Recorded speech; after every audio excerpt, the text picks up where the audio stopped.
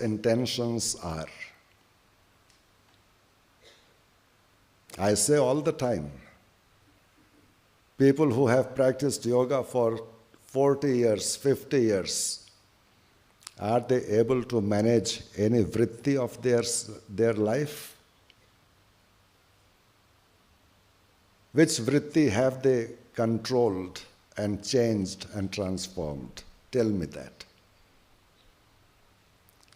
People who have practiced meditation for many, many decades,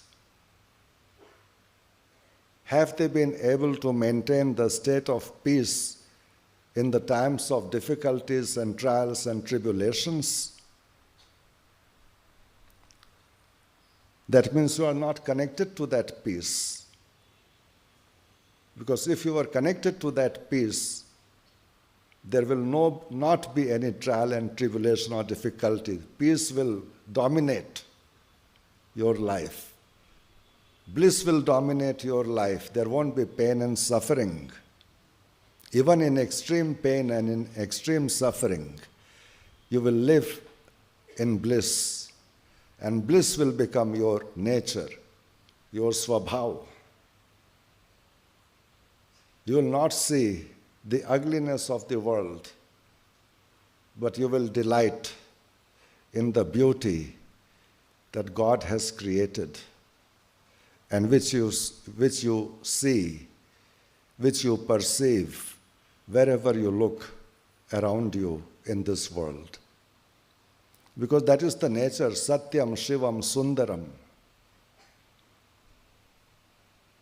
The truth, the auspiciousness and the beauty. That is the nature, Sat, Chit, Ananda. Again the truth, the transcendental nature, Chit, and bliss, beatitude, Ananda. No use talking about it if you are not willing to make the effort to change and transform yourself.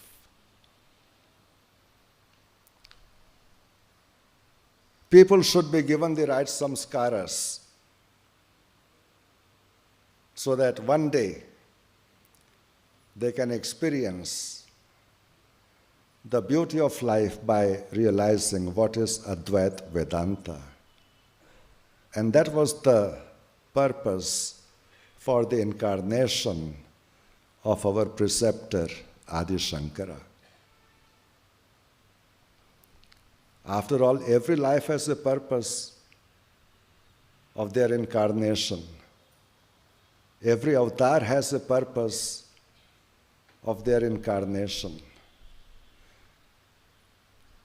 Just as the purpose of Sri Krishna's life was to establish dharma, the purpose of Adi Shankara's life was also to establish dharma, but not dharma as an intellectual exercise, but dharma as the experience of creative and joyous life, a harmonious and balanced life. And this is the biggest contribution to the Indian spiritual tradition. And this is the foundation to the Indian spiritual tradition. Anybody can come, anybody can go in course of time. But the ground laid by Adi Shankara will always remain firm for people to walk upon and to one day realize the oneness and the unity that prevails in life. And this is the most beautiful gift that humanity has received. The most beautiful gift the humanity has received. And we should be thankful and grateful to our masters for showing us the path to reach this experience. to reach this experience. And that path is, of course, the path of sadhana. And sadhana has to be sustained.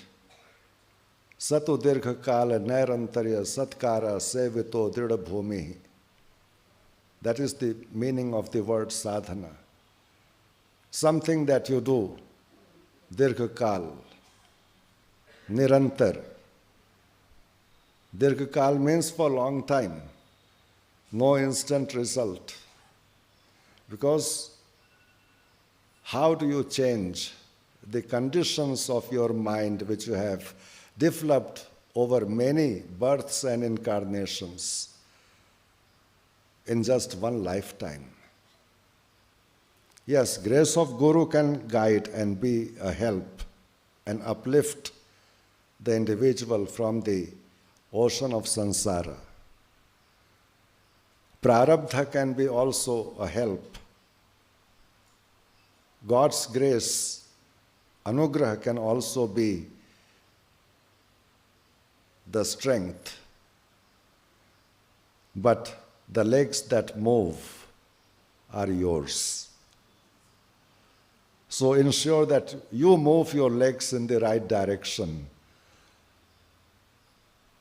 to complete the journey which you undertake. And when you move the legs in the right direction, then that is known as sadhana. And when legs don't move, then that is known as alasya. And that is the biggest barrier to human transformation. And without transformation of the lower mind into higher mind, nothing can be realized. And therefore,